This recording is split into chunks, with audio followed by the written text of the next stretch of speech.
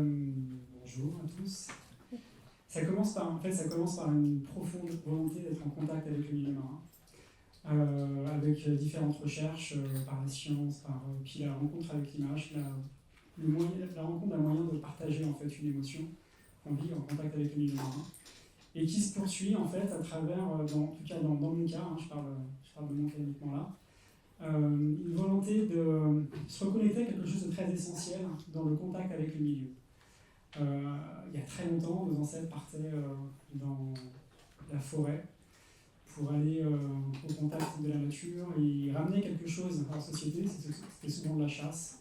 Donc ils avaient des saguets, ils avaient des outils, et c'est ce qu'ils ramenaient en fait, ça nourrissait leur monde.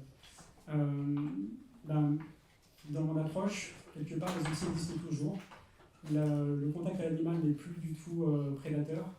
Mais l'idée, c'est de ramener quelque chose dans mon monde, ma société, dans la société dans laquelle j'évolue. Et c'est ramener des émotions que je partage. Voilà. C'est très, très, très clair. Justine, peut-être? Bonjour à tous. Alors moi, la plongée, ce n'est pas quelque chose que j'ai choisi par passion, mais c'est un milieu et une pratique que j'ai reçue en héritage, car mes parents étaient plongeurs et enseignaient déjà la plongée. Donc je plonge depuis l'enfance et je n'ai pas vraiment eu le choix, même si ça m'a plu quand même, je n'en ai pas souffert. Puis je suis allée vers des études artistiques et littéraires et ensuite j'ai eu envie de faire fonctionner les deux ensemble, d'enseigner la plongée certes, d'enseigner la plongée professionnelle et aussi de créer des histoires sous l'eau, mais des histoires moins axées sur les animaux, parce que moi je ne suis pas biologiste, mon mari l'est, mais pas moi. Mais par contre j'ai envie de raconter plein d'histoires sous l'eau et il y a encore énormément à faire parce que l'envers du décor, l'envers de la surface est un impensé. On n'envisage pas vraiment ce qui se passe sous la surface, on n'a pas conscience des décors et de ce milieu et on peut raconter énormément de choses. Et c'est encore très peu exploré, donc en fait c'est une niche, mais une niche dans laquelle on est peu nombreux, donc il y a encore beaucoup à faire pour créer.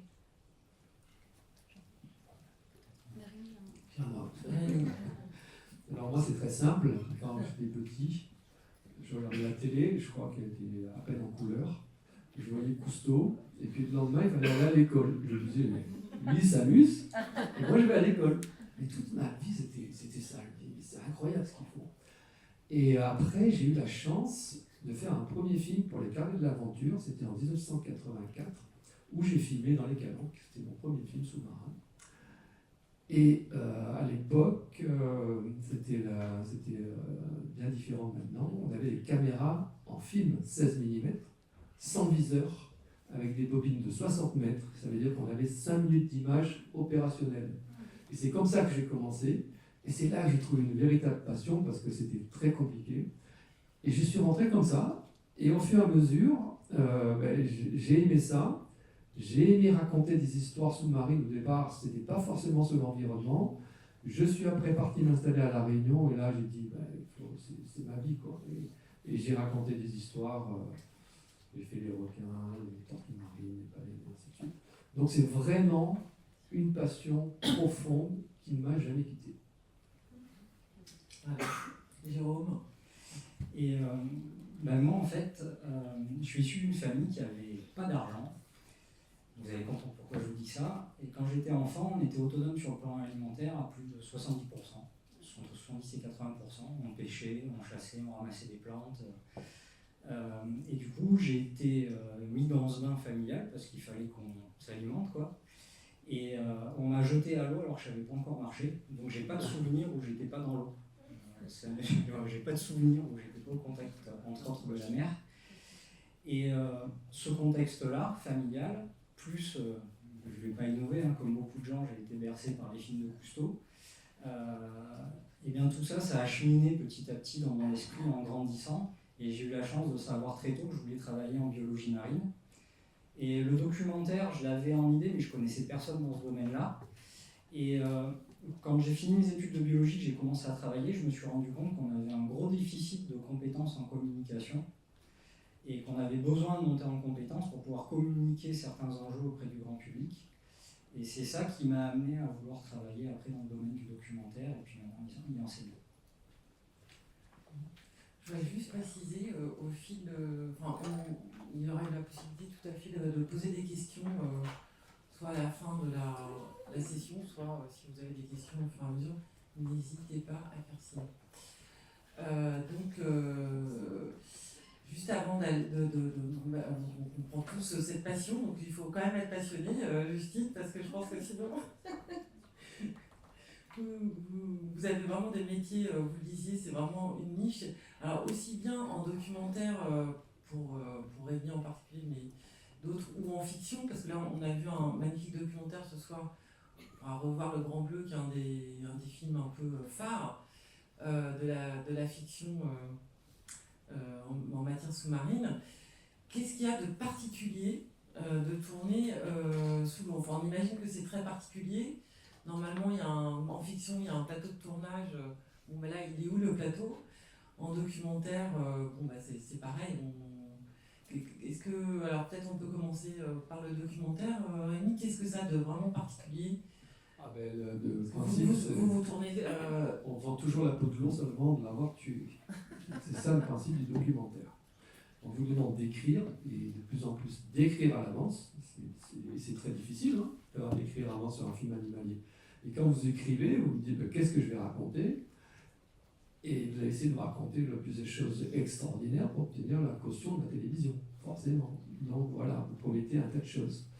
Et ce que j'ai appris, en fait, dans mon expérience, c'est que plus vous passez de temps sur le terrain, plus vous avez des chances d'obtenir ce que vous avez écrit. Parce que le problème de ce métier, c'est que si vous vous ratez une fois, c'est fini, vous sortez, vous ne revenez plus. Et c'est ça la difficulté du documentaire. Donc, petit exemple, j'avais dit, pas en celui-là, le précédent, j'ai fait 2 films sur les baleines, j'avais filmé la tétée d'une baleine par son baleineau. Déjà, au départ, on me dit le baleineau il tète. Alors, moi, je me dis, s'il tète, il doit y avoir des tétons. J'ai arraché sous la baleine, parce que je suis un recycleur, j'ai cherché, je ne voyais rien. Et donc, après, j'ai attendu, je crois que j'ai attendu 2 heures sous la baleine pour obtenir le plan du baleineau qui vient téter. C'est ça le documentaire animalier, c'est du temps. Et on ne peut tenir que si on est passionné. Et la règle d'or, c'est souvent il y a des jours où on passe en mer à plonger, on n'a rien. Et là, vous avez le moral qui descend, parce que vous ne devrez pas y arriver. Mais il ne faut jamais se poser la question, il faut toujours y retourner le lendemain. Et à un moment, magie, vous obtenez les images que vous avez écrites. Par exemple, pour le film qu'on vient de voir, vous avez passé combien de temps de tournage environ? C'est difficile à dire parce qu'en fait, une fois que vous avez toutes les baleines ne sont pas coopératives. Ah bon? C'est normal, je veux dire.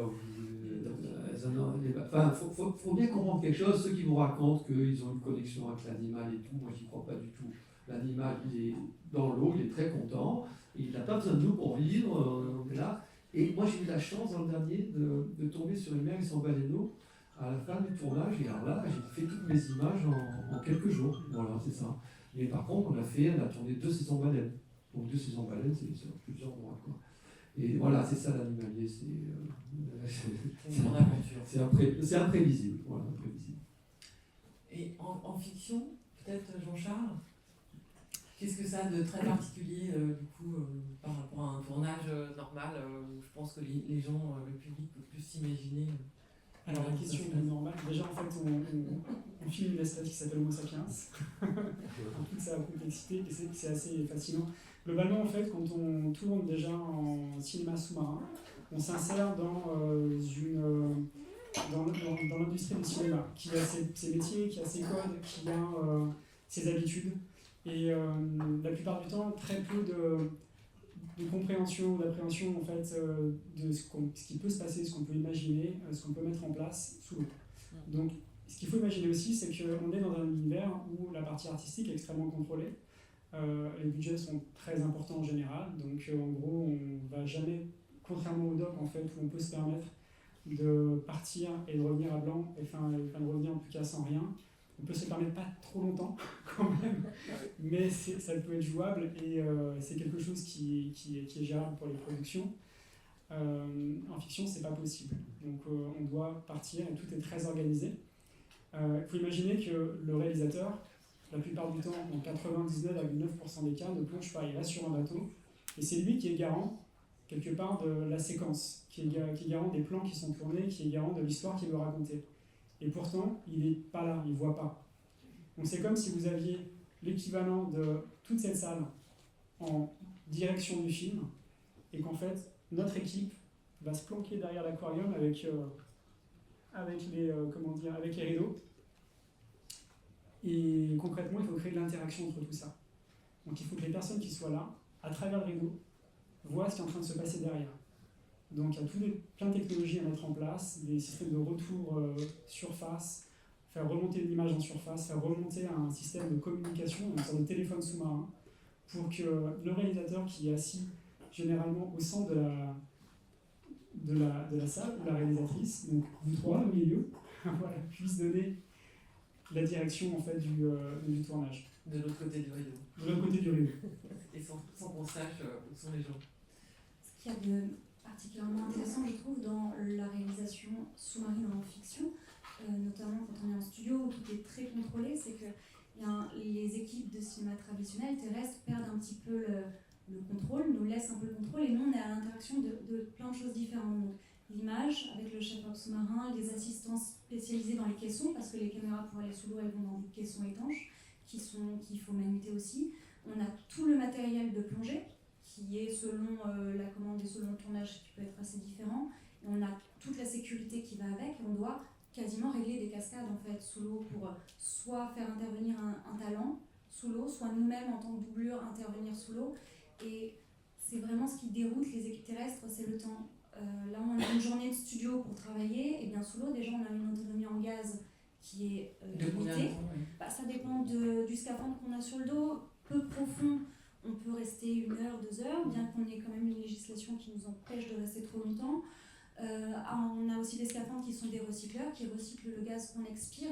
On ne fait pas de bulles, donc ça nous permet de rester très longtemps sous l'eau. On utilise cette technologie en documentaire, évidemment, pour rester très longtemps, et aussi en fiction, parce que comme on ne fait pas de bulles, si on veut faire panoter la caméra vers le haut, on n'aura pas nos propres bulles dans le champ, donc c'est quand même très intéressant. Pareil pour les plongeurs de sécurité, s'ils doivent être cachés dans le décor. Qu'est-ce que c'est qu'un plongeur de sécurité ? Un plongeur de sécurité, alors c'est la personne qui va assurer la sécurité du chef opérateur, parce qu'on ne plonge jamais seul, on est toujours en binôme. Donc en faisant la sécurité du chef opérateur, de la chef opératrice, il peut aussi être son assistant sous l'eau, faire la lumière, guider le câble qui le relie à la surface pour pas qu'il s'en aille dedans. Ou alors peut-être des plongeurs de sécurité qui vont assurer la sécurité des talents ou des cascadeurs qui sont sous l'eau, pour que tout se passe bien, parce qu'on met un process en place de sécurité assez important. Et on a une autonomie en gaz limitée, on peut tourner moins longtemps, on a aussi des contraintes physiques, de mal aux oreilles, de douleur au bout d'un moment parce que le matériel peut être lourd, de froid, de fatigue. Et ça fait très envie. Oui, non, mais c'est sûr. Et aussi, plus on plonge profond, plus notre autonomie en gaz est limitée. Même si on est recycleur, on va avoir des paliers de décompression à un moment. Donc pour vous donner un exemple, moi j'ai réalisé un film profond, à 90 mètres de profondeur. Là où en terrestre, on aurait toute une journée de studio, moi j'avais 30 minutes au fond pour faire de la fiction. Et ensuite 2h30, 3h de palier de décompression à attendre pour remonter. Et on n'a droit qu'une plongée par jour parce que ce serait trop dangereux d'en faire 2. Donc ça limite considérablement. Exactement, c'est très limité. Donc il faut vraiment répéter en surface le moindre geste du personnage, les moindres positions des 2 caméras qui étaient sur site, pour que dès lors qu'on arrive en bas, on commence. Et on est en milieu naturel. Donc si ça ne marche pas parce qu'il y a du courant, parce que la lumière ne va pas, ou parce qu'on ne sait pas pourquoi on ne s'est pas compris ou ce n'est pas possible, vite il faut aller à la séquence suivante pour essayer de la rentrer. Voilà. Donc ça doit être très orchestré très à l'avance. orchestré. Et le plus souvent, là vous parliez du film que vous avez réalisé en eau très profonde, mais le plus souvent en fiction vous êtes appelé pour quel type de tournage Dans 90% des cas, ça se tourne dans 10 mètres de fond, globalement, et la plupart du temps, en fait, on nous demande de l'eau. On nous demande quelque chose qui se passe dans l'eau, l'arrière-plan finalement en fait est assez c'est pas sur l'eau, c'est sous l'eau. C'est sous l'eau. Donc en fait on va avoir des demandes très spécifiques, des fois justement d'être dans un écosystème, un environnement particulier, donc avoir on peut parler d'écosystème quand on est biologiste, quand on parle dans le monde cinéma, on parle de décor. Oui. c'est pas réducteur, hein, c'est vraiment une question de vocabulaire en fait. Et bon, du coup, l'important c'est d'être dans l'eau, et ce qu'il y a, c'est qu'on peut travailler beaucoup plus longtemps dans les 10 mètres de fond, donc on va chercher des décors qui permettent justement d'optimiser le temps de tournage, d'optimiser donc les interactions avec la surface et d'être un peu plus efficace. Après, ça c'est un cas, mais en fait l'univers aquatique s'explore de plein de manières différentes.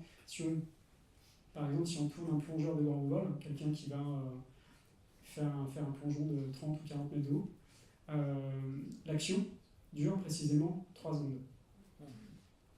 3 secondes, et il ne pourra pas forcément la refaire plusieurs fois.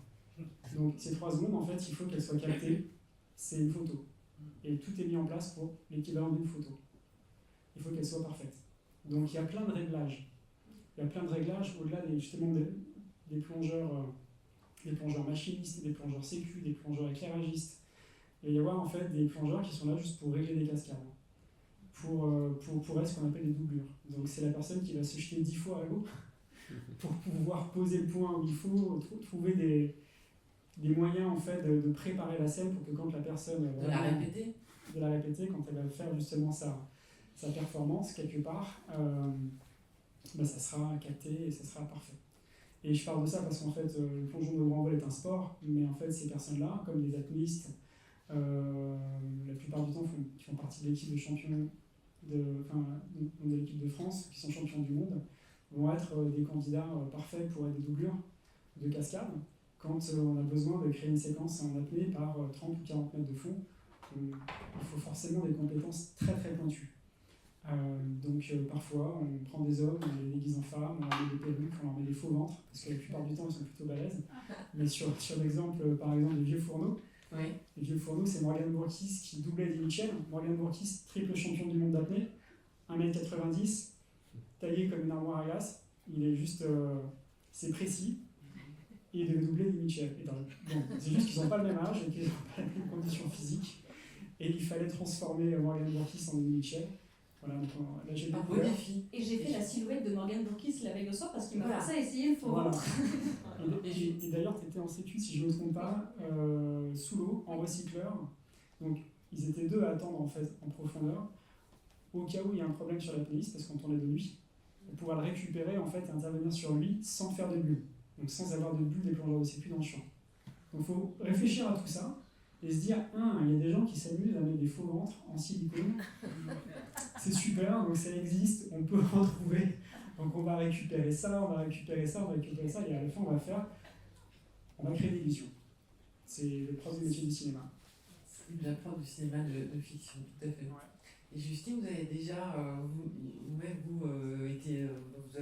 doublez régulièrement plutôt des comédiennes, du coup pas des gens hyper baraques. Moi je double plutôt des comédiennes.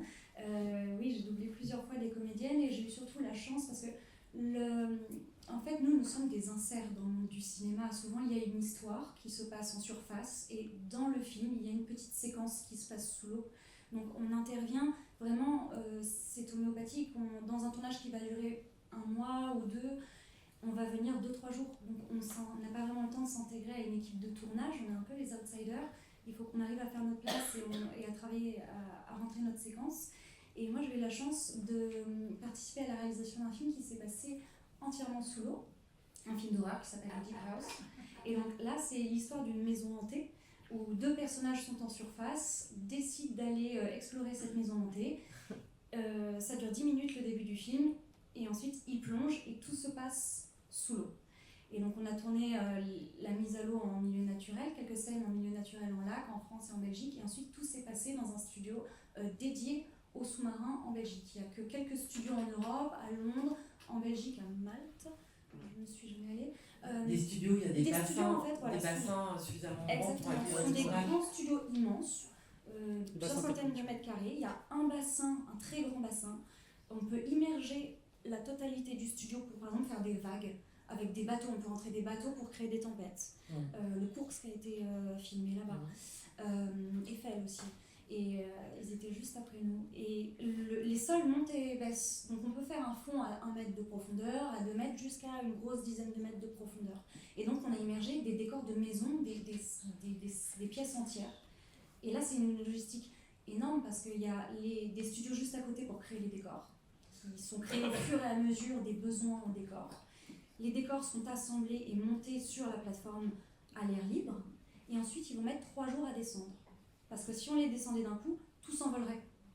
Donc on va plomber, on va mettre des sacs de plomb, de sable dans tous les objets, on va coller, et centimètre par centimètre par heure, je vous dis quelque chose comme ça à la louche, mais je ne me souviens plus exactement du timing, mais c'était très très très lent, et au bout de 2-3 jours, le décor était totalement immergé.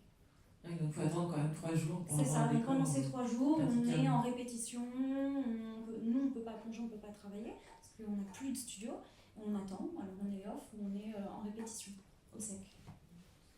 D'accord. Et vous préférez tourner, après je vais revenir aussi au documentaire, mais vous préférez tourner en milieu naturel ou dans des bassins, dans des studios? C'est plus facile de tout régler dans un bassin qu'en milieu naturel, mais Ben, en fait, on s'éloigne un peu de la nature.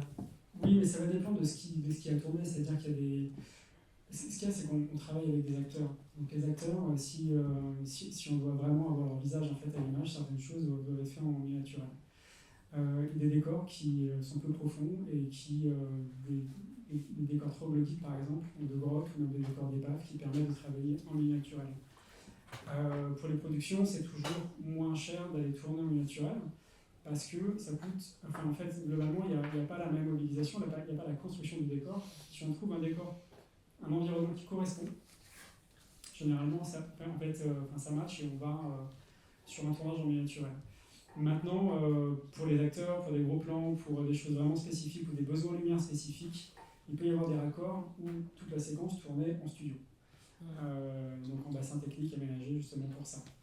Je prends 2 exemples. En fait, l'année passée, j'avais géré en fait, la partie aquatique du tournage de la saison 2 des Gouttes de Dieu. Donc une série qui est passée sur France Télévisions. Les Gouttes de Dieu, non, c'est sur Apple. Apple. C'est sur Apple, et du coup, donc les Gouttes de Dieu, l'acteur Tomo devait plonger dans une grotte, et au détour d'un bras de cette grotte, en fait, être face à une sorte de lumière surréaliste, une lumière de lune, parce qu'il était en syncope. Donc il commençait à manquer d'oxygène, et du coup à partir en syncope. Donc il a une hallucination. Et pour recréer cette hallucination, quand le réalisateur m'a dit ouais, je cherche à faire ça, je dis j'ai l'endroit parfait. J'ai la grotte qui permettra de faire exactement ce que tu veux. Je l'ai emmené sur place. On a joué la scène ensemble pour qu'ils se rendent compte en fait, de l'effet. Ça marchait, on a tout mis en place. Alors il y a des contraintes quand on est en milieu naturel, notamment là on était en grotte, donc pour organiser tous les retours, toute l'intercommunication, le retour d'image sur un bateau, pour mettre en place en fait, un studio de tournage en milieu naturel. Quand on a des limites techniques, la plupart du temps, c'est le câble vidéo qui ne transmet plus de signal au-delà de 50 mètres. Après ça, on a besoin de régler en fait, les caméras, de régler les optiques, donc ouvrir, fermer le diaph, changer la mise au point, et souvent c'est géré depuis la surface par des câbles contrôle. Alors après, quand on est chef-op, on peut le gérer aussi sous l'eau, ça permet de faire des choses comme ça. Et on doit développer des techniques en fait, pour ouvrir des décors. C'est pas parce C'est qu'il des existe décors en qui milieu naturel. sont trop loin qu'on ne pourrait Voilà. pas occuper s'il n'y a Exactement. pas des solutions techniques. Oui, c'est ça. Et en fait, si le décor est 1 mètre trop bas, en dessous de la longueur de câble, c'est fermé. Il est là, mais on ne peut pas y aller. Ou alors, ça implique d'avoir une très grande confiance dans l'équipe sous-marine et que le réal attend tranquillement sur le bateau que l'équipe revienne en disant regarde, ça y est, j'ai tourné ta séquence. Et ça n'arrive jamais. Très rarement. Parfois, les réalisateurs viennent avec nous. Quand ils sont suffisamment bons en plongée, ça m'est arrivé une fois. Et c'est assez confortable, à vrai dire, ça ouvre plein de potentiel. C'est super intéressant. Un autre exemple, sur Chien 51. Il y a un film qui sortira, donc, je pense, d'ici la fin de l'année. Oui, c'est Un ça. nouveau film de Cédric Jiménez, Ouais. qui avait fait La French. La French notamment, Ouais. et ensuite un film sur les novembre. Ouais. Novembre, sur les attentats. Là, Gilles Lelouch devait tomber d'un quai de Seine et ensuite rentrer dans un égout de Paris, donc, et se faire éjecter par un reflux de l'égout. Bon, l'égout en question, si vous allez au cinéma voir ce film, cette séquence n'est pas du tout tournée à Paris, elle est tournée à Marseille, dans un bassin technique. l'intégralité du décor a été reconstruit. Il y a des effets de courant qui ont été générés en fait, par des systèmes de pompes, une énorme cuve en fait, une citerne de vin à la base, je ne sais pas combien de litres, avec des systèmes de vannes pour choisir le débit précisément, pour faire rentrer l'eau dans la canalisation et évacuer Gilles Lelouch en fait, de ces canalisations. Donc quand on voit ça à l'image, ça marche totalement avec Paris. En fait, c'était tourné à Marseille dans un studio, tout était contrôlé, toute la lumière était contrôlée, tous les effets étaient contrôlés, tout a été bornelé. Donc en fait, les 700 mètres carrés du studio, on les a couverts au noir pour donner cette impression de scène qui commençait. Et l'eau potable, hein, c'est ça? Baignable, voilà. Donc, L'eau baignable depuis l'an dernier. D'accord. Et quand on fait enfin, d'une manière générale, quand on tourne sous l'eau, ça nécessite évidemment des moyens techniques un peu différents, ne serait-ce que pour avoir, en termes d'image, une image par rapport à des caméras qu'on utilise sur Terre. Est-ce qu'il y a des optiques particuliers? Quelles sont les contraintes au niveau de l'image, du son, même en fiction, documentaire, parce que là, peu importe en fait. En fait, il n'y a pas vraiment de contraintes. C'est-à-dire qu'aujourd'hui, tout le matériel cinématographique conventionnel est adapté pour aller sous l'eau. Donc on a des systèmes de caissons. La plupart du temps, en cinéma, c'est des caissons multicaméras pour pouvoir embarquer tout type de caméra cinéma, quelle que soit sa marque, etc. Et ensuite, on va avoir donc on peut embarquer des optiques. Généralement, le chef opérateur a des préférences artistiques, donc il va préférer travailler avec telle ou telle série optique ou avec tel ou tel zoom. Et tout ça est également contrôlable depuis la surface. Donc on peut soit l'opérateur, à travers son caisson, a un accès complet à la caméra, et en même temps il peut donner un accès complet à la caméra depuis à la surface, par des systèmes de câbles. Je ne rentre pas dans le détail, mais en gros qui permettent de contrôler tout le système. Il y a des systèmes d'éclairage aussi qui existent, qui permettent d'aller sous l'eau, de fournir de l'éclairage de très forte intensité, de choisir la colorimétrie des éclairages. En fait, on a plein de possibilités. En fait, on peut tout faire. Maintenant, on peut tout faire sous l'eau. Ouais, on peut tout faire, et même des optiques. Et même des optiques qui sont parfois très, très pratiques. Des optiques qu'on appelle des comment dire, enfin, en anglais, c'est des prod lens qui permettent, en fait, c'est comme des tubes, des endoscopes, et ça permet en fait de tourner en ultra macro, mais en grand angle. Donc de rentrer dans des environnements a priori inaccessibles. Typiquement traverser un filet de pêche ou rentrer dans un tube ou dans un recycleur ou dans plein de systèmes. Et ça, en fait, on peut même les étanchéiser, donc on n'a pas vraiment de limite. En tout cas, la limite aujourd'hui n'est plus là. Mais il y avait des limites, il n'y en a plus aujourd'hui. Sachant que à l'époque du tournage en 16 mm, et ça revient, c'est-à-dire qu'en fait, pour des questions artistiques, parfois, les producteurs, souvent de publicité, vont vouloir jouer avec des caméras qui ne sont plus ou peu utilisées, mais qui ont une vraie, teinte artistique. Et ça, on peut les réadapter, c'est jamais un problème. Et c'est surtout que quand on voit comment ont été faits les premiers films, et qu'on voit le niveau de confort qu'on a aujourd'hui, faut relativiser parfois. Enfin, on peut vraiment faire plein de choses en fait avec des techniques qui finalement en fait n'ont pas tant changé que ça. Dès lors qu'on est quelqu'un de compétent sous nous.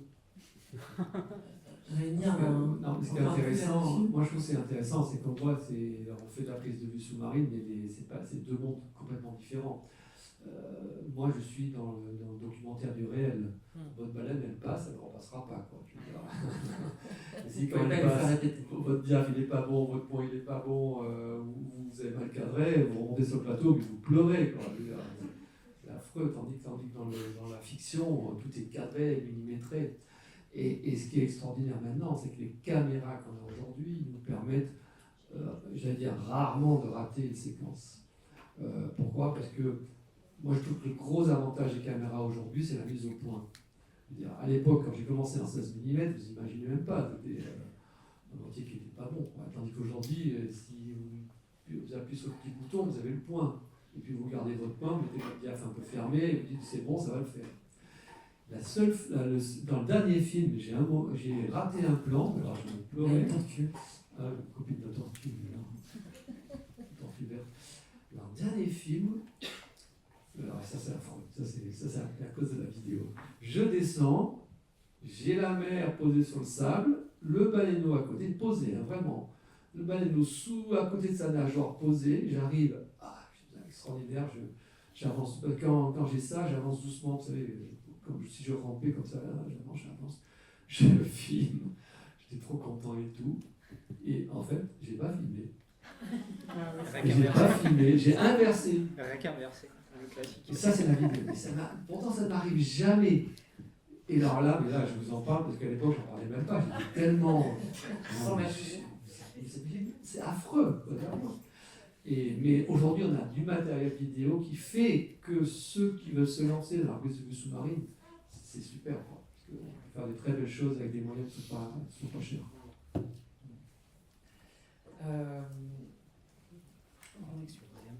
Comment? Tu as expliqué qu'on peut pas s'improviser. Oui, non, c'est ça. Y compris en documentaire, même si c'est beaucoup plus léger, mais alors en fiction, peut-être encore plus sur des tournages plus lourds, comment on fait? Donc il y a quand même des fortes contraintes. Donc comment on fait pour préparer les équipes à des tels tournages? Alors ça dépend déjà de à quel moment nous on intervient dans le process de création. Il y a des fois on va nous appeler à la dernière minute. Donc là on va devoir un petit peu rattraper les choses parce que, encore une fois, sous l'eau, les équipes terrestres ne savent pas forcément comment ça se passe. Ils ont certains biais, ils ont une idée en tête, ils veulent telle ou telle chose, ils font appel à nous un peu à la dernière minute et là on doit rattraper un petit peu les choses pour que ça se passe bien. Ou alors on a la chance d'être appelé très en amont. Et là, c'est merveilleux parce que dans le cinéma, en tout cas, on travaille, et c'est ce qui vous disiez tout à l'heure, qu'est-ce que vous préférez, le cinéma ou le documentaire? Les deux ont leur intérêt, leur attrait, c'est ce qui nous permet à nous de ne pas nous ennuyer et de nous amuser beaucoup. C'est-à-dire qu'en cinéma, on va avoir accès à un monde de créativité, on va travailler avec les équipes de décors, les équipes des costumes, un costume sous l'eau.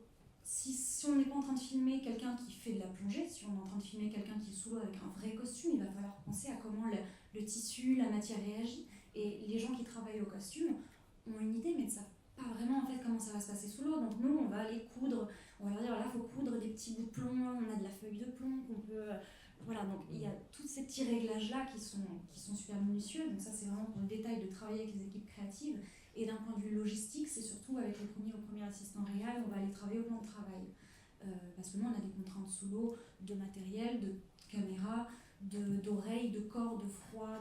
Donc là, on va aller regarder, dépioter la séquence qu'on a à tourner, dire alors voilà, il y a cette action, mais cette action-là, on ne peut pas la filmer en un one-shot. Il va falloir tout découper. Par exemple, il y a des actions, on voit un personnage qui fait une chose, mais en fait, il ne l'a pas réellement faite. On a découpé l'action entre... Chaque petit geste, il a respiré sur un détendeur avec un très long tuyau qui est apporté par un plongeur de sécurité. Ou voilà. Et nous, on va venir régler ça. Et après, soit nous-mêmes, on est à l'image sous l'eau, soit on va former, briefer les cascadeuses terrestres ou les talents, si les talents sont en capacité d'aller dans l'eau. Et ça, c'est vraiment le côté passionnant et intéressant du métier, c'est de créer cette séquence avec les autres membres des équipes créatifs du film, les producteurs, les assistants réels et tous les corps métiers du cinéma. Et en fait, c'est beaucoup de bidons. En fait, parfois, on se retrouve avec des actrices ou des acteurs qui ont 20 kilos de plomb sur eux, quoi. Donc, ils ont concrètement qui ne peuvent pas remonter tout seuls. Donc, il y a des plongeurs de sécu qui sont hors champ et qui sont toujours prêts à intervenir. Il y a des signes qui sont en place, une interaction avec des questions, en effet, de costumes qui sont assez marrants, au final, en fait, à régler, quoi. Voilà, juste une petite anecdote pour faire comprendre à quel point notre univers à nous est différent du terrestre. Sur un film, on avait une scène de baston à faire. Voilà, on devait s'entretuer avec des couteaux de bagarre. Merci. Et un grand cascadeur, grand régleur de cascade est venu pour nous expliquer comment faire. C'était passionnant parce que moi, il m'a beaucoup appris sur le réglage de cascade, c'est de la chorégraphie en fait. Il m'a dit, montre-moi le geste que tu dois faire, il l'a découpé, et 1, et 2, et 3, c'était super. ça qui naît du terrestre. Donc il m'a dit, c'est super, tu l'attrapes, tu le retournes, tu lui fais ça. Et je dis, mais non, si je fais ça, je me retrouve là-bas, parce qu'on est dans l'eau, et que si je pousse quelqu'un dans l'eau, je me retrouve éjectée à 10 mètres de là. Donc c'était super intéressant l'échange de tout, cette personne qui est quand même un grand cascadeur, un grand régleur de cascade, mais qui finalement, sous l'eau, était complètement néophyte, et qui n'avait pas conscience de comment se meut un corps dans l'élément liquide. Et ce partage-là, il est super intéressant. Et c'est systématique. Enfin, en fait, à chaque fois, on doit tout reprendre. Alors, micro. Et ce qu'il faut comprendre, en fait, c'est que tout ce travail qui est décrit, que ce soit en documentaire ou en fiction, il s'insère dans un contexte professionnel.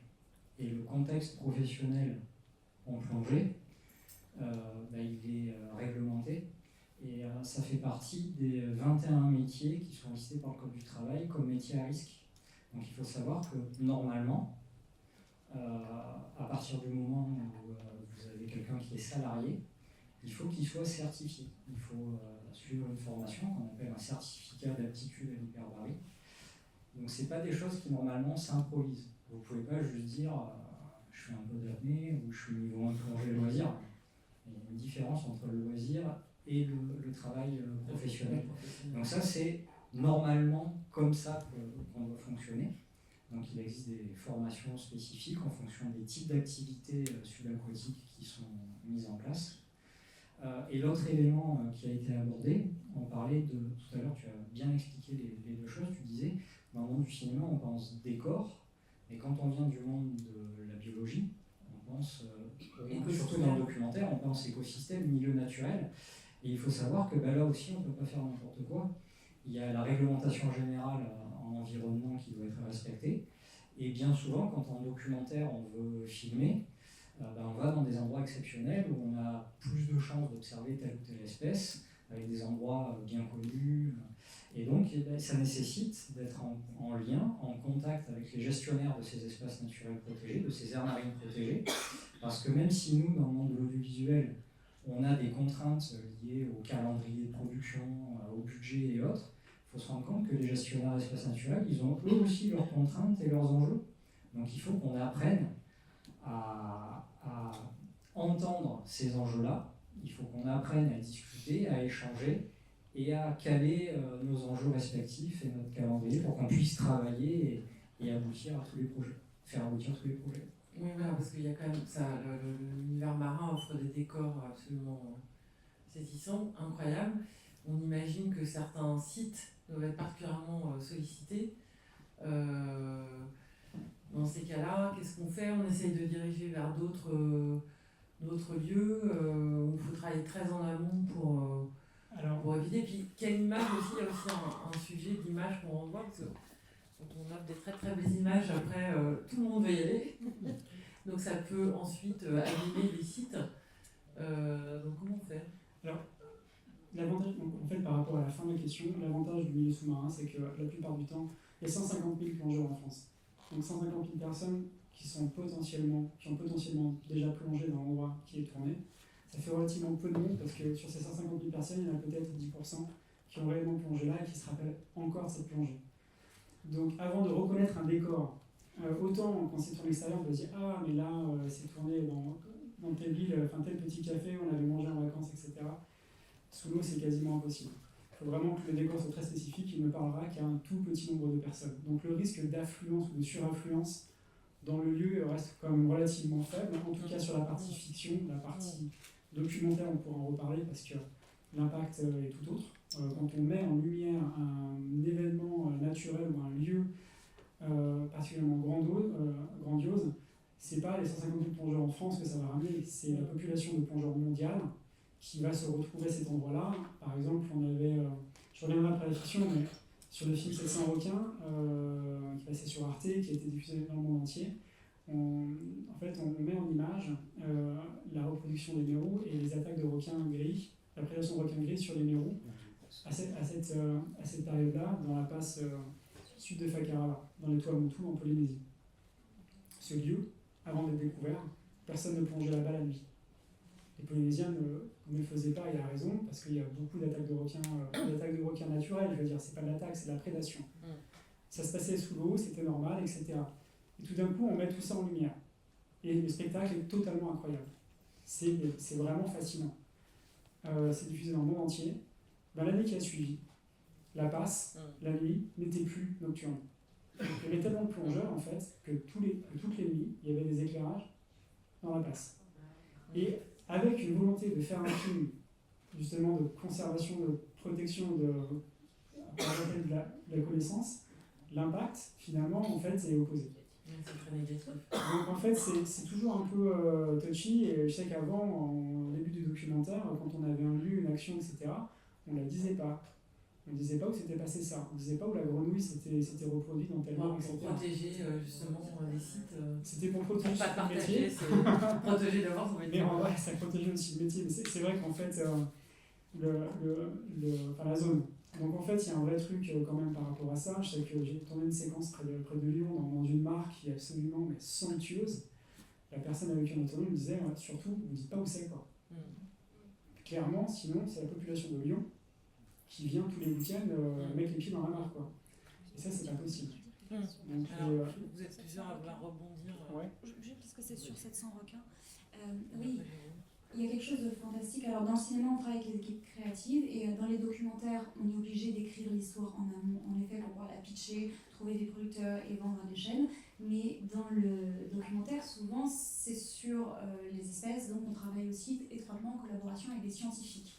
Et ça, c'est très important et très passionnant parce qu'on prépare les tournages très souvent avec des scientifiques. Et maintenant, les choses évoluent parce qu'à l'époque de 700 requins dans la nuit, c'était un documentaire scientifique où on avait une énorme équipe scientifique avec nous, mais on était dans un petit atoll des Tuamotu où il y avait une petite guest house qui était notre base logistique et on avait eu les autorisations de tournage, mais ça s'arrêtait là. Donc cette expédition, elle fait partie des expéditions d'Ombessa, du photographe Laurent Balessa.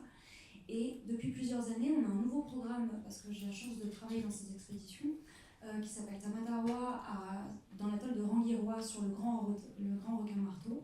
Et là, les choses évoluent, et je pense que c'est aussi toutes les problématiques dont tout le monde entend parler, d'appropriation culturelle, par exemple, qui font écho, qui font évoluer les choses. À Tamatawa, avant d'arriver, nous, en tant que, faut le dire, au bout d'un moment, d'équipes de tournage blanches qui viennent de métropole, qui traversons l'autre bout de la planète pour aller filmer un lieu en environnement naturel où des populations locales vivent depuis la nuit des temps, eh bien, le programme Tamatawa, c'est avant tout une association déjà, où il y a les locaux, les écoles qui ont été impliquées.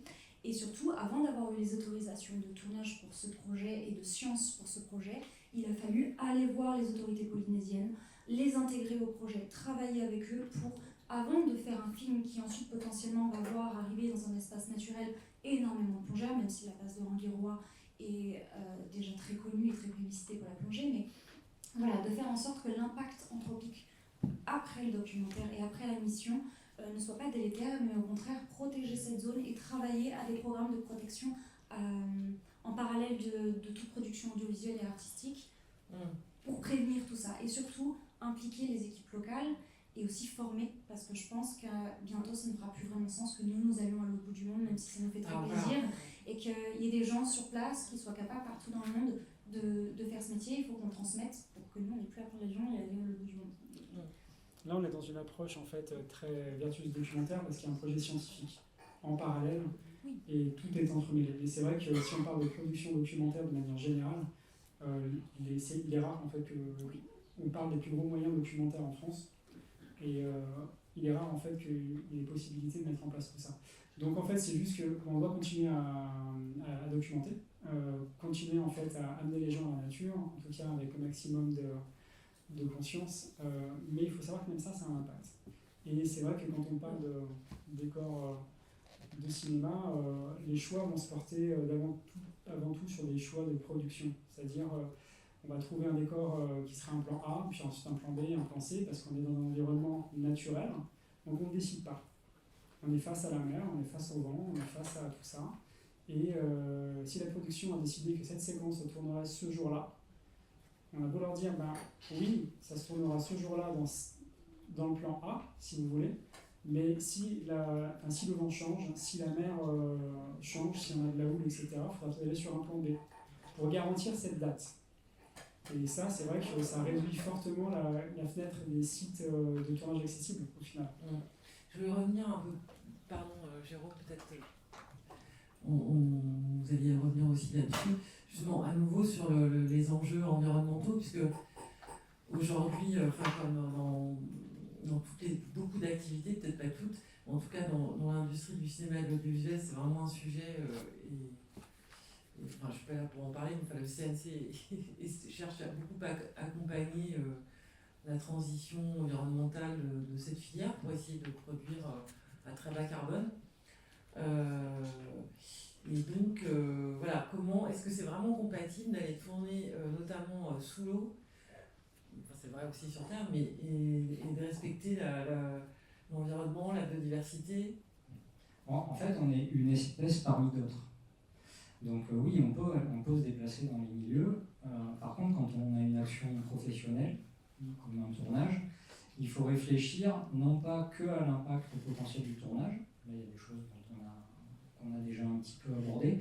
Je donne juste un exemple. Alors, c'est un exemple en milieu terrestre, mais c'est parce qu'il est très marquant. Par contre, je ne précise pas de quelle production il s'agit, parce qu'ils ne sont pas là pour donner leur point de vue. Donc, je ne nommerai pas la production. Mais il y a une production qui a fait un tournage en Camargue où ils voulaient filmer des flamants roses. Il se trouve que...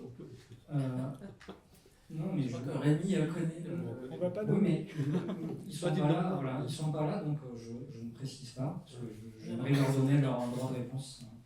Et en fait, au départ, ils ont mis en œuvre, dans le cadre de la production, tout ce qu'il fallait pour que ça se passe bien. Ils ont contacté les gestionnaires, les autorités locales.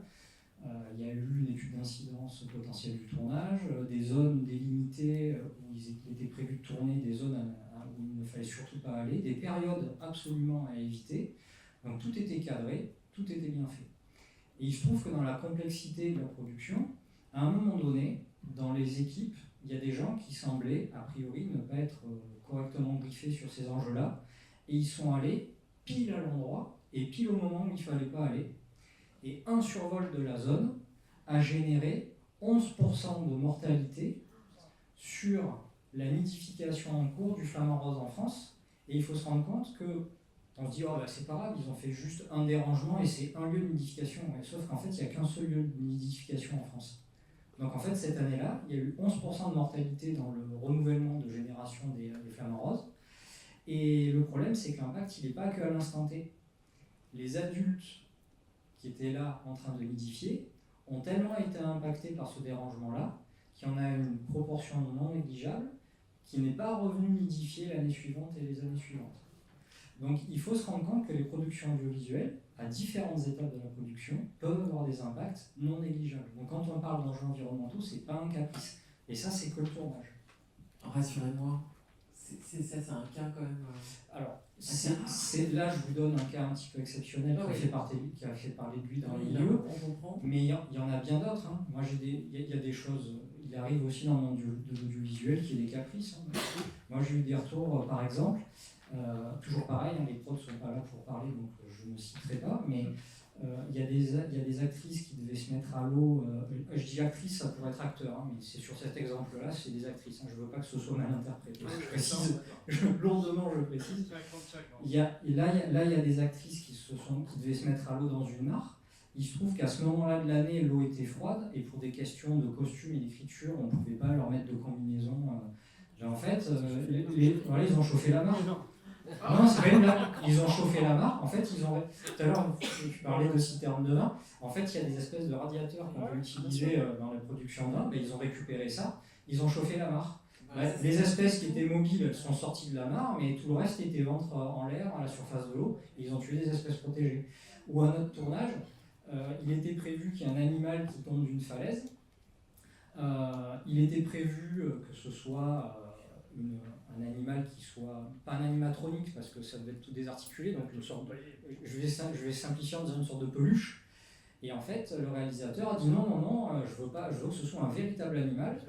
Et du coup, ils sont allés chercher dans leur réseau des gens qui connaissaient localement, et il y a un animal qui a été braconné, et ils l'ont jeté des falaises, pour que ce soit un véritable animal qui soit jeté de la falaise. Alors ça, c'est On va dire que c'est quand même une exception. C'est exceptionnel, hein. Voilà. C'est pas commun dans le monde de la production, hein. Je ne veux pas vous faire croire ça. Mais il faut se rendre compte que ça existe. Et Il donc, faut surtout se rendre compte comment on travaille voilà. pour respecter l'environnement. Et du coup, ces gens-là, pourquoi ils font ça? Il y a des gens, et en fait, ils ne se rendent pas compte que ça peut avoir un impact, ou ce qu'ils font n'est pas bien. C'est pas qu'ils veulent nuire, c'est juste qu'il y a des gens qui sont très loin de la compréhension du fonctionnement des milieux naturels, qui sont dans la pression de la production audiovisuelle. Et donc, ces gens-là, il faut les accompagner, il faut qu'on les forme, il faut qu'on les informe. Et du coup, le CNC et d'autres acteurs comme EcoProd, il y a des collectifs qui se sont réunis pour essayer de réduire l'impact du monde de la production audiovisuelle en France. Donc au départ, ça a été mis en œuvre autour de l'angle carbone, mais comme on fait face à une crise bioclimatique, de plus en plus on travaille sur l'angle biodiversité, et donc on essaie de réduire cet impact biodiversité par de l'accompagnement, de la formation des professionnels. Et là, pour l'instant, les retours qu'on a sont positifs, parce qu'en fait, comme je disais, je réinsiste, hein, ce ne sont que des cas particuliers. Hein. Je ne veux pas que vous croyiez que les exemples que je vous ai donnés, c'est la norme, pas du tout. Hein. Ouais, je pense que c'est Voilà, quand même- j'insiste là-dessus. Mais du coup, les gens, en fait, généraient des impacts involontairement ou sans en avoir conscience. Après, on est quand même, je veux dire, les efforts de sensibilisation globaux font quand même changer les mentalités, et ces mentalités changent aussi dans toutes les autres industries, en fait. Parmi celles-ci, donc celle du cinéma. Et Celle globalement, du cinéma a la particularité, par les images qui sont véhiculées, que ce soit en documentaire ou en fiction, des images très fortes qui vont donc circuler auprès de nombreux publics, parfois dans le monde entier. Donc il y a une responsabilité aussi d'être cohérente. d'une manière générale, en fait, quand on va en milieu marin, la première chose, c'est de comprendre en fait où on va et de réfléchir en fait à l'impact que va avoir le tournage. Moi, ma logique par rapport à ça, c'est de me dire, ok, concrètement, est-ce qu'on diffère d'une activité plongée loisir? Est-ce qu'on va être plus intrusif? Est-ce qu'on va être plus perturbant qu'une activité de plongeur loisir? Parce que les sites de plongée sur lesquels on travaille sont des sites de plongée qui sont également utilisés en plongée loisir. Donc quand on a des rotations de plongeurs, je me dis, bon, tout le monde fait attention avec ses pannes, etc. Là, on peut faire attention aussi. Les bateaux sont mouillés en dehors des zones interdites, en fait, justement au mouillage. On s'arrange pour développer des techniques, pour éloigner, en tout cas pour respecter tout ça. Et après, mettre 3 plongeurs à l'eau en train de jouer une scène et mettre 3 plongeurs à l'eau en train d'explorer la zone, concrètement, s'il n'y a pas d'enjeu en termes de lumière, en termes de choses comme ça, l'impact ne sera pas vraiment différent. Et ça, on arrive à justifier. Par exemple, en fait, après, il faut comprendre la zone dans laquelle on évolue, la saisonnalité, est-ce qu'il y a des périodes de reproduction. Et ça, c'est des choses, moi, d'emblée, quand les producteurs m'appellent et ils me disent, voilà, on veut tourner là, à telle saison, je leur dis, ok, là, juste attention, vous êtes dans une zone, en fait, où vous avez des puits fins à côté. En plein cœur du parc national, il y a peu de chances qu'on vous autorise juste la présence, encore moins le survol d'un drone. Un mois après, ça peut plus facilement se négocier. Mais à ce moment-là, ça sera sûrement un autre. Donc sachez-le, il faut réfléchir à un autre endroit. En fait, de base, dans les espaces naturels protégés soumis à gestion, l'utilisation du drone est interdite. Ça, c'est la règle de base. Quand vous faites un tournage, si vous avez si vous avez l'autorisation d'utiliser un drone, c'est que vous obtenez une dérogation. Donc quand vous travaillez dans une prod, il faut comprendre que dans les espaces naturels soumis à gestion, vous avez une interdiction d'utilisation des drones. C'est des choses qu'il faut savoir. Et je reprends un autre exemple. Alors là, du coup, je mets vraiment ma casquette de biologiste et de gestionnaire d'espaces naturels. Il y a une dizaine d'années maintenant, je gérais un site Natura 2000 qui était à la fois terrestre et marin. Et il se trouve que sur ce site, on était sur un site où on avait entre autres des mammifères marins qui étaient observés régulièrement sur le périmètre du site.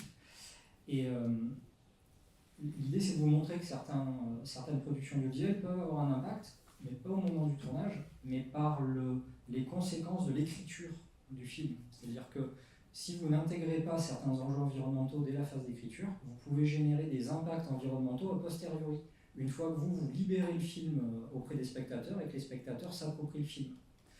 Donc c'était une série documentaire d'Arte qui mettait en avant la nage avec les mammifères marins. Le documentaire était vraiment très bien, il n'y avait aucun souci. La série documentaire était vraiment très bien. Mais il faut essayer de comprendre le contexte. Vous êtes sur une chaîne télévisée type Arte qui, chez le spectateur, a un crédit confiance. Il y a des biologistes dans le documentaire, ça amène un crédit confiance supplémentaire. Et quand on se remet, nous, en contexte de spectateur, souvent vous venez de faire votre journée de travail, vous êtes fatigué, vous rentrez à la maison, vous allumez la télé pour vous détendre un peu, vous regardez un documentaire, et donc vous mettez votre esprit dans un éveil critique un peu limité, parce que vous voulez vous détendre. Et si là-dessus vous rajoutez le crédit confiance d'une chaîne très sérieuse, du fait qu'il y ait des biologistes, et comme vous ne connaissez pas le sujet, vous dites ok c'est bon, là les gens nagent avec les mammifères marins et tout, c'est très bien.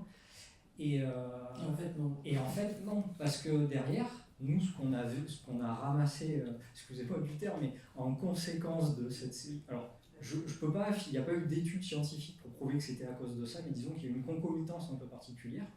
En fait ce qui s'est passé, c'est que ce documentaire-là a généré ce que j'appelle un effet d'ébène économique. Les gens ont vu cette série documentaire, se sont dit « Ah, c'est chouette, on peut nager avec les mammifères marins ». Et il y a des petits malins localement qui se sont dit « Je vais monter mon business de nage avec les mammifères marins ». Et donc, au lieu que ce soit juste une ou un scientifique qui, de manière ponctuelle, se mettent à l'eau avec les animaux, ou des documentaristes ou des cinéastes qui ont pris le temps d'étudier les espèces, de comprendre leurs mœurs complexes, parce que vous êtes sur des animaux sociaux avec des mœurs complexes, qui ont une grande vélocité dans l'eau, ça ne s'improvise pas de se mettre à l'eau avec ces animaux-là. Mais quand vous avez des petits malins qui profitent de zones grises de la réglementation et qui développent un business, sur le principe, ils ne veulent pas nuire, mais le problème, c'est que comme eux, c'est une activité économique, ce n'est pas une ou deux fois qu'ils vont se mettre à l'eau. C'est 2 fois par jour, 6 à 8 mois de l'année, et comme ils partent d'un port à un endroit donné, toujours sur le même secteur géographique. Et donc, ils vont impacter des animaux localisés. Et la répétition des observations faites à courte distance, parce que la visibilité dans l'eau est limitée, vous êtes obligé d'être à quelques dizaines de mètres, sinon vous ne voyez pas les animaux, et bien, quand vous répétez ces impacts-là, vous pouvez avoir un impact sur le repos des animaux en surface après une chasse profonde, vous pouvez avoir un impact sur l'allaitement des jeunes. On s'est rendu compte que quand les animaux étaient dérangés avec la nage avec les mammifères marins, les femelles allaitaient moins régulièrement les petits. Vous allez générer des impacts sociaux dans la complexité des relations sociales entre les individus d'un groupe. Et au-delà de ça, il y a des risques. Là, je ne les montrerai pas, mais il y a des vidéos, j'en ai plusieurs, d'attaques de mammifères marins sur des humains. Et il y a des risques de transmission de maladies dans les deux sens. Je suis membre du réseau national échouage mammifères marins. Je suis partie des gens qu'on appelle quand il y a un échouage de mammifères marins. Nous, dans le réseau, on a 3 membres qui ont attrapé des maladies de mammifères marins. Un a failli en mourir et un autre a failli perdre un bras. Et il y en a celui qui s'en est sorti, il s'en est sorti parce qu'il y avait la vétérinaire du réseau échouage qui a su qu'il avait été hospitalisé. Et quand elle s'est renseignée sur ses symptômes, elle a fait le rapprochement avec l'intervention qu'il avait faite. Et du coup, c'est un traitement vétérinaire qui lui a sauvé la vie. Mais si vous êtes madame et monsieur lambda qui est allé faire une sortie et que vous attrapez la même maladie, vous n'aurez pas la vétérinaire du réseau pour vous sauver la vie. Donc je ne dis pas que c'est des choses qui arriveront à chaque fois, mais ça fait partie du champ des possibles. Et dans ce contexte-là, il faut savoir que cette série documentaire et cet impact qu'on a eu, ça nous a généré, côté gestion du milieu naturel, 12 ans de bataille pour essayer de réguler et retrouver un équilibre entre activité économique d'observation des mammifères marins, parce qu'on n'est pas du tout contre l'observation, pas du tout. C'est ce qu'on voit un peu dans le film de Rémi tout à l'heure, de manière moins spectaculaire, mais c'est exactement, il y a eu un effet... Il fallait trouver un équilibre entre les deux. Et donc on a réussi à retrouver cet équilibre-là. Donc il y a un travail qui est fait avec une labellisation d'opérateurs, qui permet de savoir qu'il y a des gens qui vont vous amener en mer et qui sont formés, qui savent ce qu'ils font, qui sont contrôlés. Donc ça permet l'activité économique et touristique. Et dans l'autre, une protection des animaux et une juste distance. Voilà. Donc c'est exactement ce qu'on voit. Voilà, Enfin, en fait, c'est de manière... exactement ce qu'on a vécu à La Réunion, puisque Ouais. les baleines sont arrivées, et donc vous imaginez au début, c'est tout le monde à l'eau, tout le monde va voir les baleines. Alors le problème, moi, mon point de vue, il est très simple. empêcher les gens d'aller voir les animaux sous l'eau, je trouve ça insupportable. On fait partie du vivant, c'est juste qu'il faut apprendre. Donc, le seul endroit actuel où on peut voir encore les baleines, c'est à La Réunion, puisqu'il y a un arrêté ministériel qui interdit de s'approcher à moins de 100 mètres d'un mammifère marin dans l'eau, donc à moins de 100 mètres, on ne le voit pas. Donc, normalement, plus personne ne nage avec les baleines ou les dauphins en France et en Outre-mer, sauf à La Réunion. Qu'est-ce qui s'est passé à La Réunion? C'est toujours pareil. L'Homo sapiens a bien gagné de l'argent. Du moment où les baleines sont arrivées, sur le port de Saint-Gilles, là où on voit les baleines le plus facilement, ben, il y a plein d'opérateurs qui sont installés avec spécialistes baleines. Comme si on pouvait être spécialiste baleine. Moi, j'ai beaucoup plongé avec les baleines. Je peux vous dire que je ne prétends pas spécialiste parce que je pense que je ne les connais pas bien. Et donc, c'est quoi? Ben, c'est l'appât du gain. Toujours pareil. L'appât du gain, c'est tout. Et le deuxième problème, c'est les réseaux sociaux. Parce que les opérateurs ont les gens dans l'eau, et les gens, qu'est-ce qu'ils font? Ils font le selfie avec la baleine, ils mettent sur le réseau social. Ah, c'était ça comment? Et ainsi de suite. Et c'est comme ça que on casse la relation avec le vivant. Et les tortues marines, c'était pareil. Hein, dans le lagon, vous avez vu la petite séquence lagon. Ben, tortues marines dans le lagon, mais c'était la folie. Donc, moi je dis, il ne faut pas se couper du vivant. Je ne vois pas pourquoi moi, réalisateur, j'ai la chance de voir les baleines et que les autres personnes n'ont pas le droit de le voir. C'est juste apprendre, c'est tout. Il faut apprendre à côtoyer le vivant, il faut apprendre à cohabiter, hein, c'est le sujet de mon film, et ça marchera. Parce que si les gens ne voient pas les baleines, eh ben, ce ne sont pas des protecteurs de l'environnement. Et la première fois que vous voyez une baleine sous l'eau, vous sortez de là, vous êtes tellement époustouflé que vous allez être le premier protecteur de l'environnement. Donc voilà, moi je suis contre les interdictions, je suis pour l'apprentissage, et c'est là, par exemple, à La Réunion, il y a une association sur les baleines, pour la protection des baleines, qui eux militent contre les mises à l'eau. Je leur dis, mais non, c'est pas ça qu'il faut faire. Il faut faire en sorte que les opérateurs puissent faire une sortie ou deux sorties par jour, sauf que l'État ne veut pas faire ça parce que ça limite le côté économique des opérateurs, donc ils ont peur d'avoir des problèmes avec les opérateurs. Mais il n'y a que ça, il faut réguler l'appât du gain, c'est tout. Des équilibres à trouver. Mais non, mais les interdictions, moi, je trouve que c'est pas normal. C'est pas normal. En fait, si on parle des impacts, des impacts sur la relation aux cétacés, en Norvège, c'est l'autre endroit en fait, où on peut se mettre à l'eau avec des baleines, avec les baleines et les orques. Ce qu'il faut comprendre, c'est qu'en fait, on a des animaux qui sont extrêmement véloces, dans des environnements visuels qui sont toujours limités. Au maximum, on va avoir 60 mètres. Une baleine, ça fait 20 mètres. Dans les environnements en fait, où l'eau a juste un peu de turbidité, généralement, on voit le début, mais pas la fin de la baleine. Donc, se trouver en contact visuel dans l'eau avec une baleine, c'est pas tant la présence de l'humain qui pose problème, c'est le bateau qui va l'amener là. Et comment le bateau va l'amener là? Si l'idée c'est je dois satisfaire mon client, mon client voit une baleine, c'est facile. On fonce dessus, on trace, on pose devant, on coupe la route de la baleine, le client sort, il est content, il a une baleine qui fuyait, malgré tout il a fait sa photo TikTok, etc. C'est terminé. Par contre, la baleine est complètement traumatisée, c'est un problème. Dans une approche respectueuse, oui, il m'est arrivé une fois sur un tournage au Groenland de mettre une journée pour approcher une baleine. Avec un pilote au début qui est un chasseur inuit, il voyait une baleine, lui quand il y va c'est pour la harponner quoi. Donc il trace sur la baleine le plus vite possible. Donc je lui dis non, on va pas faire ça. On a mis une journée en fait à comprendre comment elle fonctionnait, on a vu des baleines en train de dormir, on a laissé le bateau à la dérive en se laissant pousser avec le courant, je me suis mis au dernier moment, ça a duré extrêmement longtemps et j'ai fait un faux trigo. Le plus coûteux de ma vie. Mais n'empêche, ça peut arriver. Donc en fait, et ça, dans l'approche animale, la question de la volonté animale est primordiale. Parce que concrètement, aller se payer le luxe d'une baleine en milieu naturel, c'est comme un viol.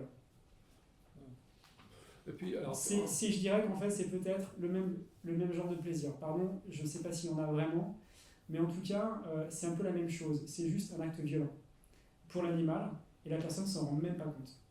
Alors qu'en fait, quand on est dans une situation d'interaction réelle, et avec un consentement mutuel, il se dégage une magie de ça, qui est en train de me dresser le poil du corps.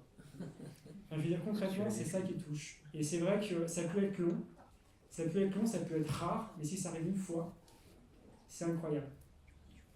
De toute façon, c'est très simple. Si jamais vous avez une mauvaise approche, vous allez filmer des queues de baleines.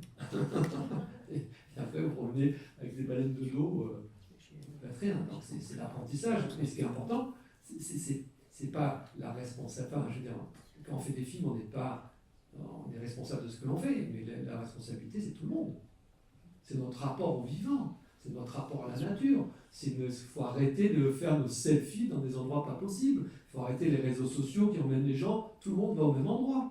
Vous regardez, le problème, il est là. Donc, je comprends bien qu'en tant que documentariste, on va donner des envies, mais aussi à tout le monde d'apprendre. Ce sont nos comportements.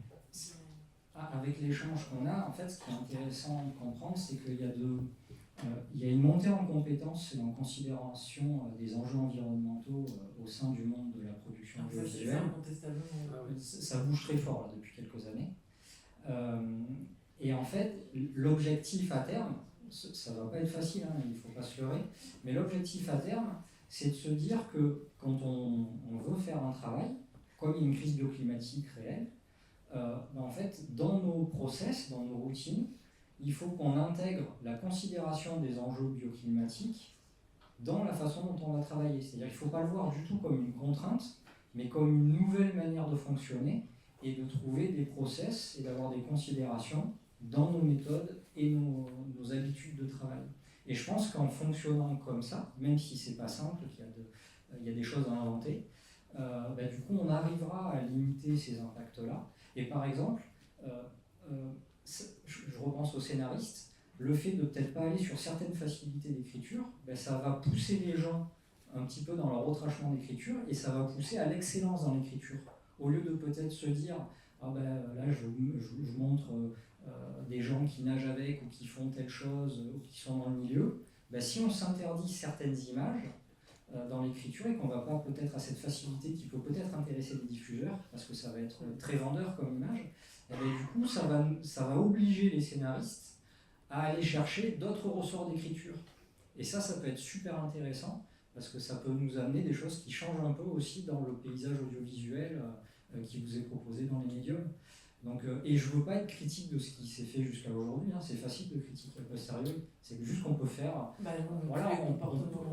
on évolue avec les connaissances du moment.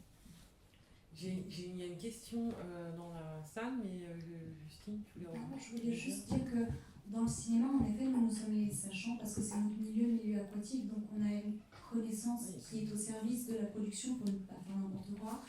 Dans le documentaire, en effet, on peut avoir un impact sur tout ce qui est les animaux un peu doudous et un peu réconfortants que sont les cétacés, où tout le monde a envie d'aller les voir. Mais je suis partisane du fait de dire que nous, on est quand même des messagers, qu'on soit politisé ou non, on va montrer des images pour sensibiliser à la beauté et à des endroits qui sont peu accessibles. Et d'autant plus que moi, dans ma pratique, j'ai moins ce genre de problème parce que je pratique la plongée profonde et où les gens ne vont pas. Même si vous voulez y aller, vous ne pourrez pas y aller comme ça, donc à des profondeurs inaccessibles.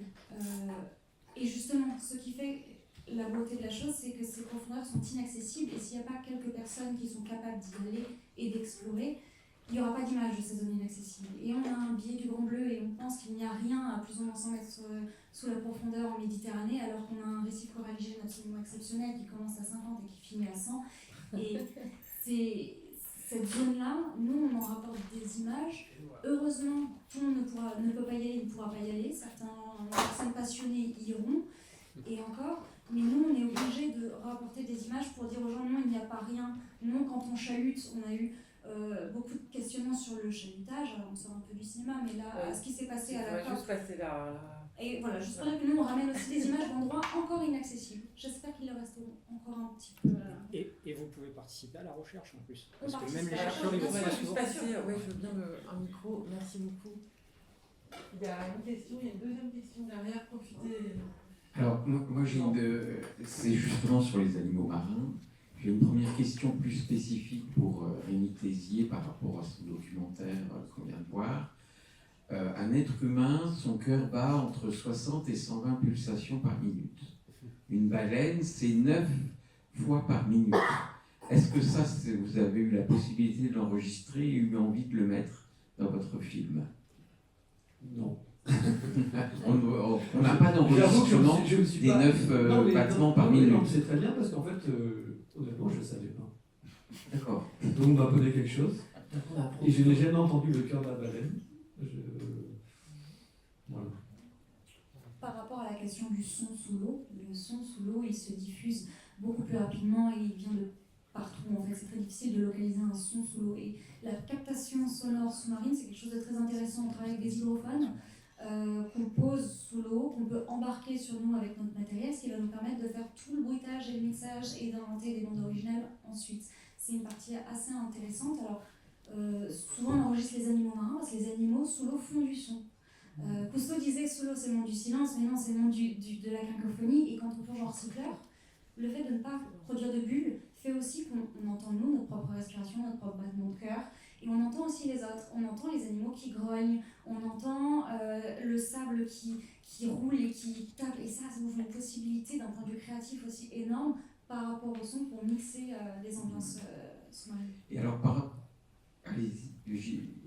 rapport aux animaux marins, si on fait un documentaire sur la forêt, on va avoir des éleveurs d'animaux sauvages imprégnés. Est-ce que ça existe pour les baleines, pour les tortues, ou puisque j'ai mis une chemise avec plein de méduses pour ce débat, est-ce que par exemple, voilà, je veux filmer des méduses, ben, il y a un spécialiste qui va nous les faire avancer plus ou moins vite, de droite à gauche, etc. Non, ça c'est pas vraiment possible. En fait, globalement, en effet, il y a des animaux imprégnés dans le domaine de la fiction. Enfin, Flipper le dauphin. Flipper le dauphin, c'était clairement un dauphin qui vivait en semi-liberté. C'est plus quelque chose qui serait pensable aujourd'hui. C'est-à-dire concrètement, peut-être que les productions le feront, mais éthiquement parlant, en fait, je pense que un peu d'opérateurs, en tout cas en France, iraient s'amuser en fait, à aller filmer des animaux imprégnés comme ça. Donc, il faut peut-être penser à des choses un peu différemment pour ça, quoi. Alors, il y a Jérôme aussi qui voulait dire quelque chose. Et puis, est-ce qu'il y a d'autres questions dans la salle que genre. Ah oui, Alors, voilà. effectivement, il y a certaines structures qui sont spécialisées dans l'élevage, le dressage et l'entraînement d'animaux dits imprégnés, c'est-à-dire qui vont être, là je parle de manière générale, qui vont permettre d'écrire des scènes et de filmer des animaux selon un storyboard précis. Mais il y a des choses qui ne se font pas. Donc, d'une part, il faut savoir qu'on parle là pour les mammifères marins, toutes les espèces sont protégées. Donc, il y a un cadre réglementaire à respecter. Et par ailleurs, si jamais il y a un travail qui est fait pour certaines espèces, ces gens qui vont élever, entraîner les animaux doivent être capacitaires. Ils ont des formations spécifiques qui montrent qu'ils sont aptes à. Il faut des autorisations spécifiques pour le faire. Et voilà, d'élevage, d'hygiène, etc. Et tout ne sera pas autorisé, et à juste titre. Et ça existe sous l'eau. Et en plus, posez-vous la question, si vous en très court, si vous voulez faire appel à des animaux imprégnés, qu'est-ce que vous donnez à voir? Vous donnez à voir le réel, ou vous donnez à voir l'image d'une ou d'un scénariste du réel et du comportement des animaux? Et dans le documentaire animalier, quelque part, je ne critique pas la totalité de l'usage de l'imprégné, hein, mais si vous êtes documentariste animalier et spécialisé en tant que chef opérateur documentaire animalier, est-ce que quelque part c'est pas un peu renier votre spécialité? Alors, j'aurais bien aimé qu'on prenne la question, allez-y. Bonjour. Donc c'était très intéressant et donc nous on est là plus pour le côté cinéma. Et donc au tout début, vous avez parlé des caissons pour immerger les caméras sous l'eau. Et en fait, je voulais savoir comment les caissons fonctionnaient exactement. Alors les caissons, c'est une boîte. C'est une boîte en fait qui permet d'être en interaction depuis le milieu marin avec les caméras qui, elle, est à l'air en fait, dans de l'air à l'intérieur du caisson. Donc ces boîtes, on va avoir des accès mécaniques, des systèmes d'engrenage ou électromécaniques qui permettent en fait d'accéder au milieu de la caméra, souvent par soit des connecteurs blancs, des connecteurs contrôle caméra. Il y en a plein de sortes en fait en fonction des modèles.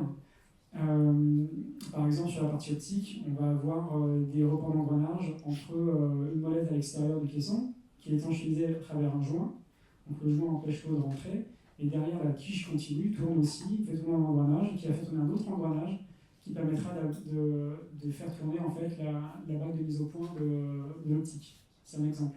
Parfois, c'est juste un bouton qui traverse et qui va appuyer sur un bouton, enfin, il y a un bouton extérieur qui traverse et qui va appuyer sur un bouton sur la caméra directement. Il y a plein de mécanismes différents. Et il existe aussi des hydrophones, parce qu'on a tendance à penser l'image, mais du coup, il y a la même chose pour les micros. Vous avez des micros étanches, câblés, qui vous permettent de faire des enregistrements sonores sous-marins. Une dernière intervention. Il y a la lumière. Pour finir en fait sur la partie sonore, tout à l'heure en fait du cœur, sous l'eau en fait, si on présentait en fait le bruit de fond océanique, ça serait impossible à décrypter. Notre appareil acoustique est fait pour écouter dans l'air, et on ne serait pas en mesure en fait de savoir d'où vient le son. J'ai fait un film qui s'appelle Silence en Méditerranée sur la bio et la géophonie et sur le partage de l'espace acoustique entre l'humain et le monde sous-marin. Et en fait, il a fallu recréer artificiellement des paysages acoustiques. C'est-à-dire que si on a un poisson qui est devant, on va donner à entendre aux spectateurs un son qui va être modulé. C'est-à-dire qu'il y aura une espèce comme par exemple une rascasse qui va émettre des quoi devant un mérou ou un corps qui va émettre des grognements. Dans la nature, si on met la tête sous l'eau, on entend tout ensemble. On entend les pépiments des épines d'oursin, etc. mélangés avec tout ça sur la même trame. Donc en fait, il faut recréer. Faire comprendre à l'humain ce qui se passe sous l'eau, en sachant que quand vous irez sous l'eau, vous n'entendrez pas ça. L'espace acoustique est trop complexe en fait. Je vais peut-être laisser le mot de la fin à Rési. Voilà. Juste vous préciser un point qu'on n'a pas abordé, qui me semble important, entre la différence du cinéma terrestre et le cinéma sous-marin. Sur le cinéma sous-marin, vous faites ce que vous voulez. Vous voulez faire un travelling avant, faites un travelling avant. Vous voulez faire un survol, faites un survol. Vous voulez faire un travelling vers l'eau, vous pouvez. Quand vous faites du terrestre, moi j'ai fait pas mal de films de montagne, c'est la galère. Sous l'eau, c'est le bonheur. Vous faites ce que vous voulez, tous les temps que vous voulez, et c'est ça qui est important. C'est qu'on a une fois qu'on aime ça, on peut exprimer ce qu'on veut sous l'eau. Et c'est ça que moi je retiens. Bravo. Je crois qu'on va libérer la salle. Je voudrais remercier très chaleureusement nos 4 intervenants. Je vous avais dit qu'ils étaient passionnés. En plus, ils sont passionnants. Dans ce lieu totalement unique, je remercie encore le Festival de La Rochelle, le Sunnyside et l'équipe de l'Aquarium de La Rochelle. Et voilà.